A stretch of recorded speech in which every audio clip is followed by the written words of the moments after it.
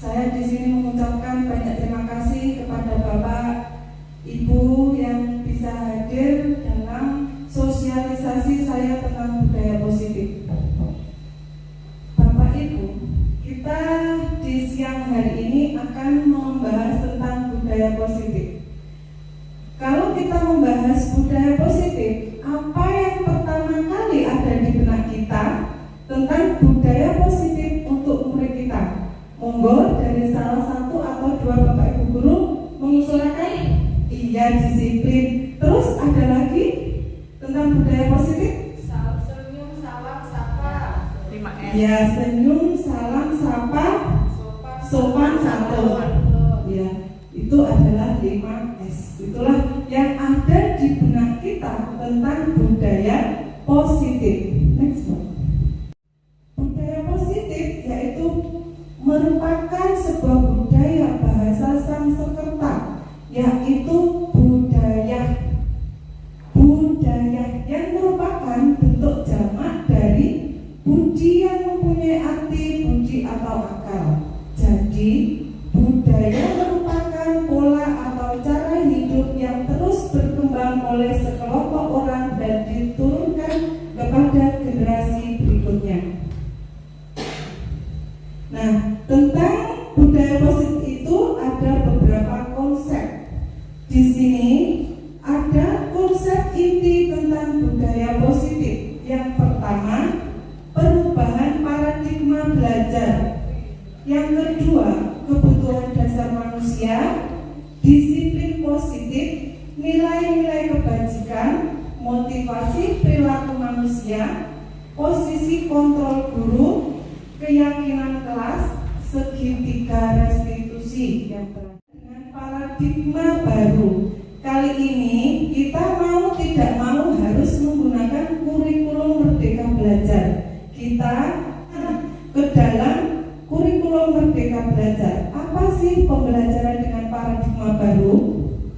Pembelajaran dengan paradigma baru merupakan berdiferensiasi, sehingga anak-anak dalam pembelajaran sesuai dengan kebutuhannya, sehingga terwujud pelajar itu sebagai profil pelajar Pancasila. Konsepsi tentang teori kontrol. Jadi kita dalam mengajar itu ternyata ada teori kontrolnya, Bapak Ibu. Yang pertama adalah ilusi guru mengontrol murid. Jadi kita setiap hari harus mengontrol anak didik kita. Setelah pembelajaran berakhir, kita ada refleksi pembelajaran, sehingga kita dapat mengontrol anak didik kita. Ilusi bahwa semua penguatan positif, eksekutif, dan bermanfaat. Yang selanjutnya adalah ilusi bahwa kritik dan membuat rasa bersalah mampu menguatkan karakter.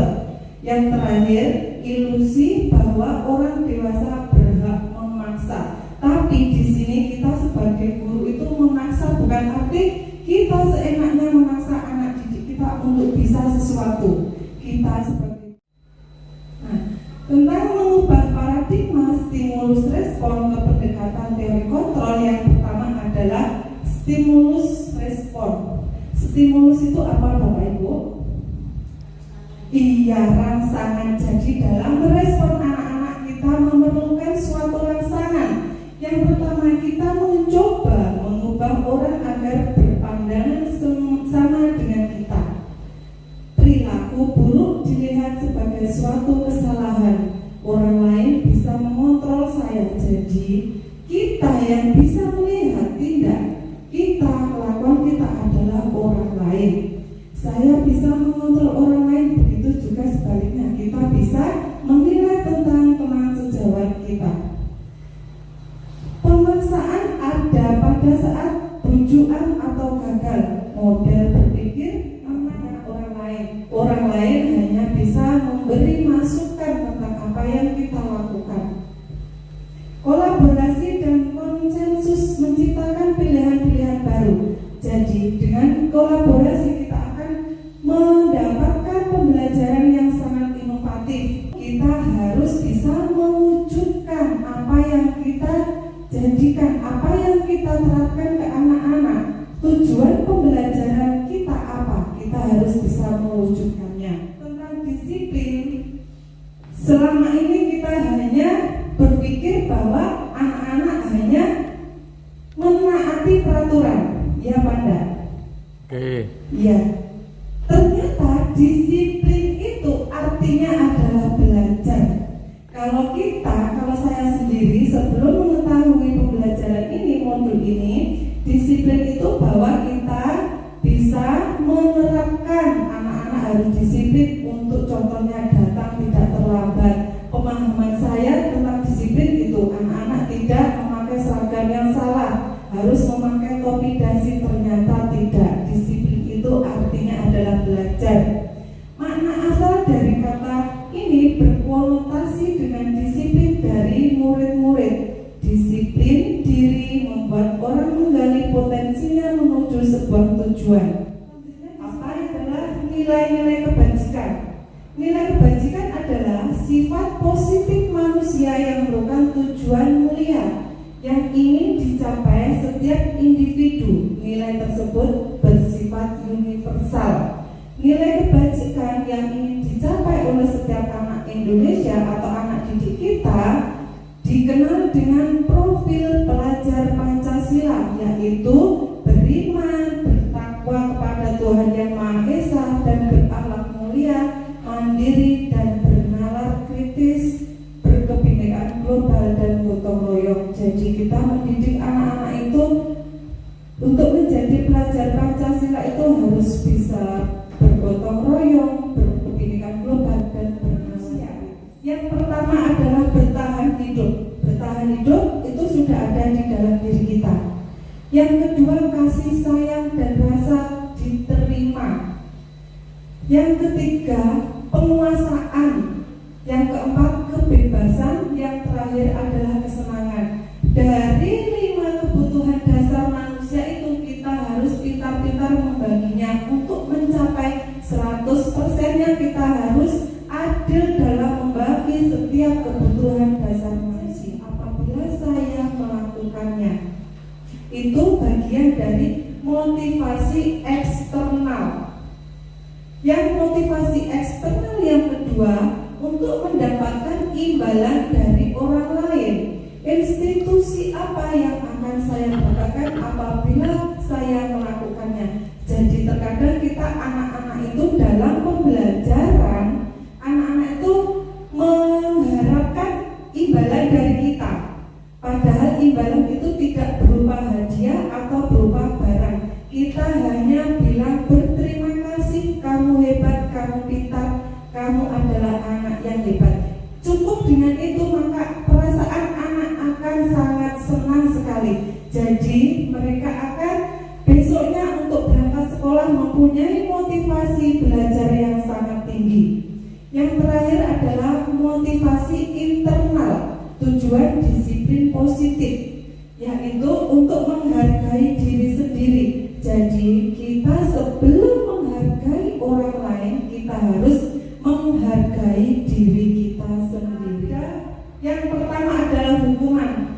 Hukuman tidak terencana bersifat satu arah berupa hukuman fisik atau psikis.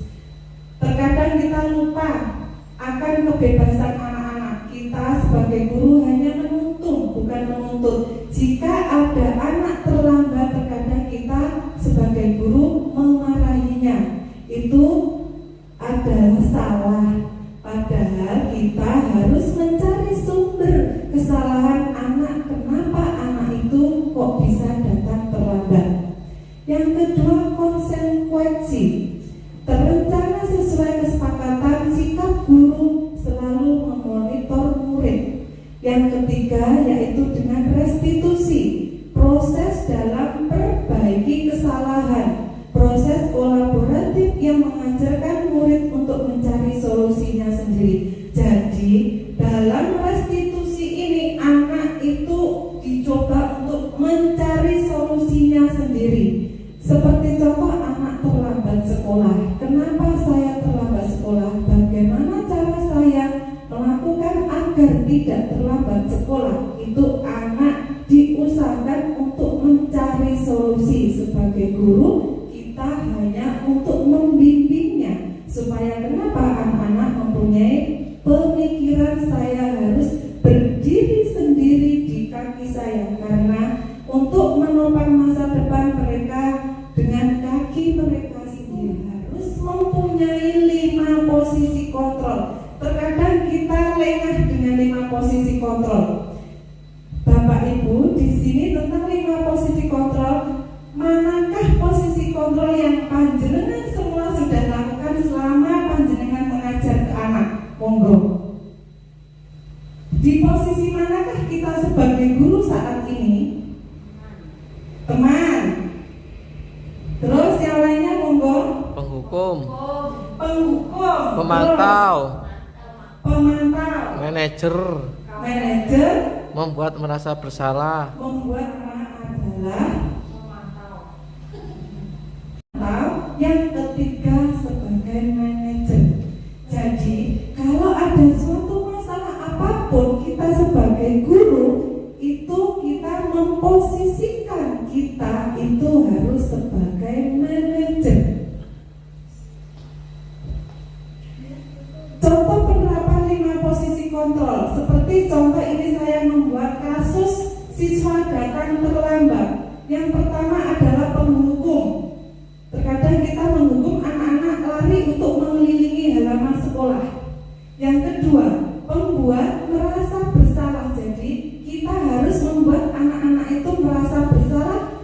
Apa yang mereka lakukan datang terlambat itu, anak-anak harus memiliki rasa bersalah. Saya karena datang terlambat itu salah saya sendiri. Berapa kali ibu harus memberitahu kamu selalu membuat ibu kecewa. Itu seharusnya kata-kata yang kita keluarkan kepada anak. Itu adalah sebagai teman. Terkadang kita boleh menggunakan sebagai teman, tapi kita harus mengukur. Kita sebagai guru ke anak-anak itu harus mempunyai batasan teman yang seharusnya kita lakukan. Kenapa? Kalau kita terlalu mendalami ke anak-anak, maka anak-anak itu tidak akan mempunyai rasa hormat kepada kita. Jadi kita harus mengontrol dalam posisi teman itu, sangat berhati-hati kepada anak. Seperti kata-kata ini, ayolah ikuti aturan sekolah, tolong bantu ibu ya, sekali ini saja. Ya sudah, tidak apa-apa, lain kali jangan datang terlambat lagi ya. Mungkin dengan kata-kata seperti itu anak-anak akan selalu berpikir. Yang selanjutnya, kamu sudah melanggar peraturan sekolah. Kamu tahu kan konsekuensinya, besok jangan datang terlambat.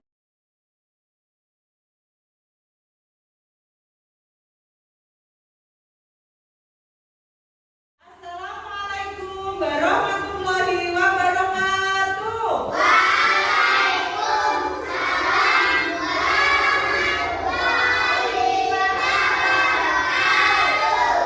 Anak-anak, dari kemarin kalian habis apa?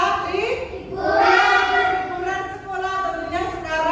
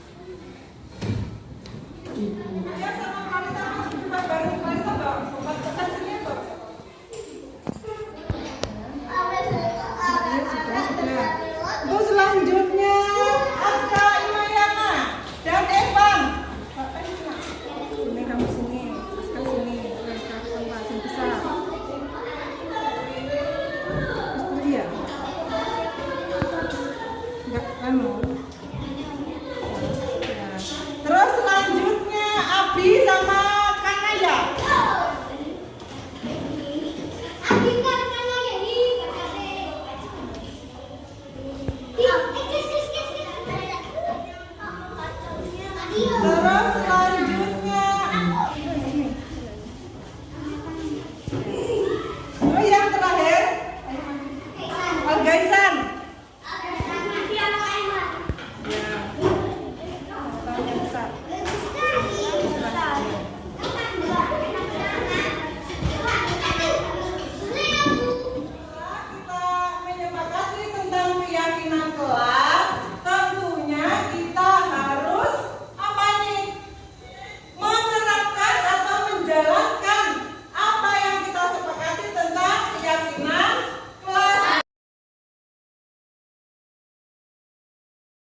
Yang kedua, validasi tindakan yang salah.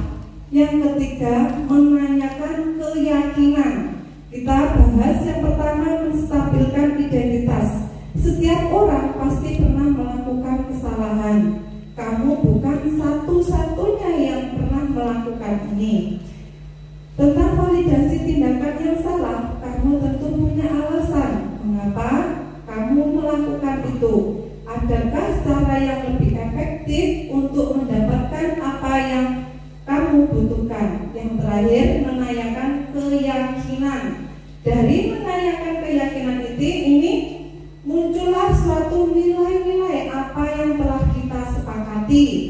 Dan kamu ingin menjadi orang seperti apa? Jadi di titik akhir kita harus menanyakan keyakinan. Keyakinan kita itu mau janji apa? Tiffany, kamu tahu komite panggil?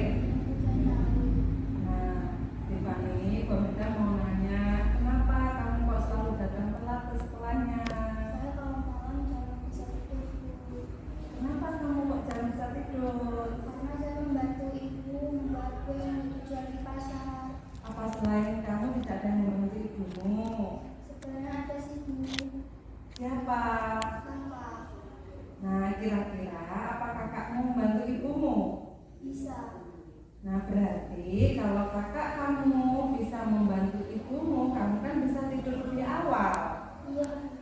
Janji ya Tiffany ya, untuk datang tidak terlambat lagi. Karena kenapa? Kamu sering datang terlambat. Ya bu, saya janji. Setelah kejadian seperti ini, apa Tiffany tahu bahwa kamu telah melanggar kesepakatan kelas kita? Iya bu. Nah, dari sini kamu telah melanggar kesepakatan apa Tiffany? Iya bu, saya tahu saya telah melanggar kedisiplinan. Nah, kamu tahu kamu telah melanggar kedisiplinan, maka dari itu besok jangan diulang lagi ya. Iya bu. Tentang budaya positif dalam proses penerapan disiplin positif, kita sebagai guru harus memiliki kepribadian yang profesional, di mana guru mampu merefleksi diri dalam posisi bermanfaat untuk Bapak Ibu semuanya. Saya akhiri, wabillahi taufiq wal hidayah. Assalamualaikum warahmatullahi wabarakatuh. Perkenalkan, nama saya Niken Anjarsari. Di sini saya mengajar di kelas 4 SD Negeri 5 Yosomulyo dan juga teman sejawat dari Bu Hamidah. Saya mendukung Bu Hamidah untuk mengikuti guru penggerak dengan harapannya ilmu yang sudah didapat mampu diberikan kepada anak didik kami, khususnya kelas 1 dan teman sejawat lainnya. Saya akan sedikit mengevaluasi materi terkait beberapa hal yang sudah Bu Hamidah paparkan terkait implementasi budaya positif. Konsep budaya positif terdiri atas paradigma belajar, disiplin positif, nilai-nilai kebajikan, dan keyakinan kelas. Disiplin positif mampu memberikan perilaku yang profesional di mana dapat menempatkan diri serta merefleksi diri sebagai among untuk menuntun, bukan menuntut peserta didik. Di sini terkait keyakinan kelas yang sudah Bu Hamidah paparkan, warga kelas termasuk peserta didik dapat dilibatkan untuk membuat keyakinan kelas, sehingga kondisi kelas dapat mudah diterapkan. Sekian dari saya, semoga sukses untuk Bu Hamidah khususnya dan teman-teman calon guru penggerak lainnya. Terima kasih. Wassalamualaikum warahmatullahi wabarakatuh.